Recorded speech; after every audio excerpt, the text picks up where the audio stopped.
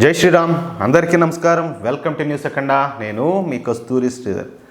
మన భారతదేశంలో పరిస్థితులు ఎంత బాగుంటాయంటే ఎవడు బతుకోడు ప్రశాంతంగా బతకొచ్చు. ఎవడు బతికేదానికి ఎవడు అడ్డం రాడు, ఏ ఇబ్బంది లేదు. ఏది చట్టాన్ని చేతుల్లోకి తీసుకున్నంత వరకు. కానీ చట్టాన్ని చేతుల్లోకి తీసుకుంటే మాత్రం మేళం అయితే వాగిపోతుంది, ఊరికైతే వాగదు, డమ్ములు బయలుపోతాయి చెప్పాలంటే. ఇప్పుడు పాకిస్తాన్ తీసుకోండి. పాకిస్తాన్లో పరిస్థితులు ఎట్టున్నాయి? దారుణంగా ఉన్నాయి. బంగ్లాదేశ్లో అదే బతికే, శ్రీలంక అదే బతికే, నేపాల్ అయితే ఇంక చెప్పుకోవాల్సిన అవసరమే లే. వాళ్ళు అట్టబోయేదే ఎట్టొచ్చేలా, వాళ్ళు ఎప్పుడు కూడా ఆడినే ఉంటారు. అభివృద్ధికి ఇంకా మన దేశంతో పోలిస్తే 20 సంవత్సరాలు వెనకున్నారు వాళ్ళు. అది అంటే మన చుట్టూ ఉండే దేశాలన్నీ కూడా అడక తింటానే ఉన్నాయి చెప్పాలంటే, నానా ఇబ్బందులు పడుతున్నాయి. కానీ మన దేశము ఒకవైపు అభివృద్ధిలో దూసుకొని పోతుంది. ఏది గతంతో పోలిస్తే నరేంద్ర మోడీ గారు వచ్చిన తర్వాత ప్రజలందరూ కూడా స్వేచ్ఛగా బతుకుతారు, స్వతంత్రంగా బతుకుతారు. చాలా వరకు ఈ కేంద్ర ప్రభుత్వ పథకాలు కావచ్చు, రాష్ట్ర ప్రభుత్వ పథకాలు కావచ్చు, అందరికీ కూడా ప్రతి ఒక్కరికి కులాలకు మతాలకు అతీతంగా ప్రతి ఒక్కరికి కూడా అందరికీ అందుతున్నాయి. చాలా వరకు అంతా సంతోషంగా జరుగుతుంది. కానీ బాగా దొబ్బి తిని డిక్కీ బలిసి, అదేదో అంటారు చూడ, ఏదో సామెత చెప్తారు, బాగా డిక్కీ బలిసి కోడి పోయి చికెన్ షాప్ ముందు పోయి తొడగొట్టిందంట. ఆ మాదిరిగా కొంతమంది బాగా మదమెక్కిపోయి వీళ్ళ ఇష్ట ప్రకారం చేస్తున్నారు. ఇంకేం చేయాలంట వాళ్ళను?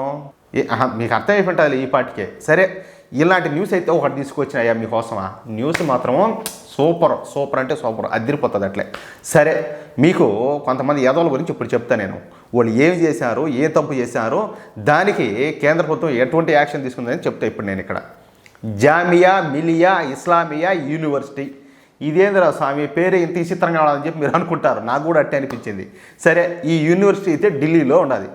దేశంలో ఎక్కడ ఏ సంఘటన జరిగినా వెంటనే ఈ జామియా మిలియా ఇస్లామియా యూనివర్సిటీ విద్యార్థులు అయితే ఎగేసుకుంటారు, రోడ్ల మీదకి వచ్చారు. ఏది రోడ్ల మీదకి దున్నపోతలు వచ్చాయి చూడు, ఆ మాదిరిగా.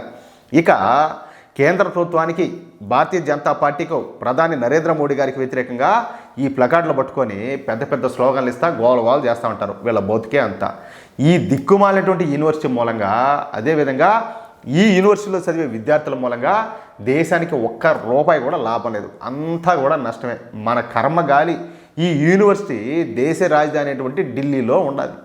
అసలు ఈ యూనివర్సిటీకు ఇచ్చిన స్థలం విలువ ఎంత ఉంటుందో తెలుసా? కొన్ని 100 కోట్ల రూపాయలు ఉంటుంది. అదంతా కూడా ప్రజలాస్తే. కానీ ఈ నిష్ఠ దరిద్రపు ఈ యూనివర్సిటీ స్థాపించడం మూలంగా 100 కోట్ల రూపాయలు మురిగిపోయినట్టు అయిపోయింది, అంటే వేస్ట్ అయిపోయింది. ఎందుకంటే వీళ్ళు ఏదో చదువుకుంటారు అనుకుంటే వీళ్ళు ఎంతసేపటికి దేశానికి వ్యతిరేకంగానే పనిచేస్తారో, దాంట్లో సిదిగేటటువంటి ఈ పోరంబోకేదాలు. అయితే మీరు సంబాల్ జామా మసీద్ గురించి మీరు విన్నారు కదా, మా న్యూస్ అఖండాలను ఇప్పటికి చాలా వీడియోలు చేశాను దీనికి సంబంధించి.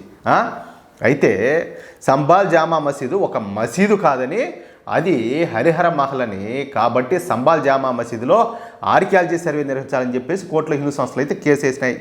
దీంతో కోర్టు కూడా ఆర్కియాలజీ సర్వే చేయాలని చెప్పేసి ఆదేశాలు జారీ చేసింది.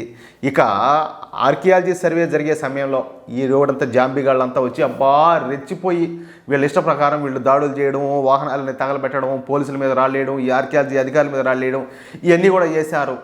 అయితే వేల సంఖ్యలో ఈ జిహాదీగాళ్ళు గుమిగూడి మొత్తం అంతా రాళ్ల దాడులు, పెట్రోల్ బాంబులతో దాడులు చేయడం, ఈ నాటుపాకలతో కాల్పులు జరపడం, బీభత్సం సృష్టించారు. అయినా కూడా ఇక్కడ ఏంది ఒక విషయం తెలిసిన, ఏ మాత్రం వెనక జంకకుండా పోలీసులు కావచ్చు, ఆర్కియాలజీ డిపార్ట్మెంట్ కావచ్చు సక్సెస్ఫుల్గా సర్వే చేసినారు.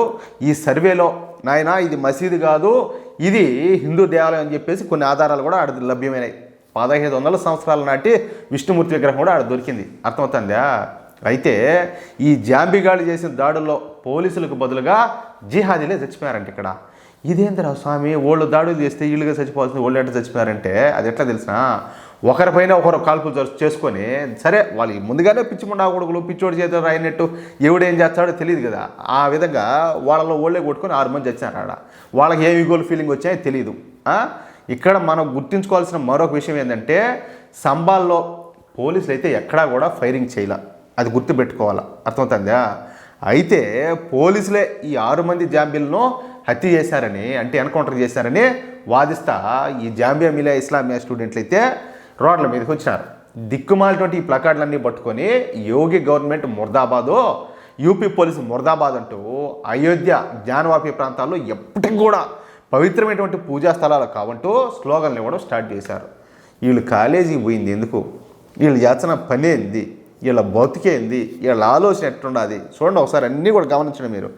ఈ విధంగా 2 రోజుల పాటు రోడ్ల మీద పడి గోల చేశారు వీళ్ళంతా కూడా. దీంతో కేంద్ర ప్రభుత్వం కఠిన నిర్ణయాలు అయితే తీసుకుంది. అసలు ఆ జామియా మిలియా ఇస్లామియా యూనివర్సిటీ విద్యార్థులు చదువుకోకుండా ఏం చేస్తారు, వాళ్ళ రోడ్ల మీదకి ఎవరు తీసుకువచ్చారు, వీళ్లకు నాయకత్వం వహిస్తాంది ఎవరు అన్న విషయాలపైన ప్రస్తుతం విచారణ అయితే జరుపుతారు. అంతేకాకుండా ఇకపైన యూనివర్సిటీ వైస్ ఛాన్సలర్ పర్మిషన్ లేకుండా యూనివర్సిటీ విద్యార్థులు బయటికి పోయేదానికి వీల్లేదని చెప్పి స్పష్టంగా చెప్పేశారు.